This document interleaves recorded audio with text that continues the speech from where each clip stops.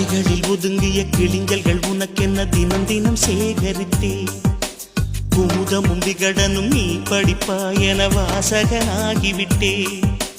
கவிதை நூலோடு கோல புத்தகம் உனக்காய் சேமிக்கிறேன் கனவில் உன்னோடு என்ன பேசலாம் தினமும் யோசிக்கிறேன் ஒரு காகம் காவென கரைந்தாலும் என் வாசல் பார்க்கிறேன்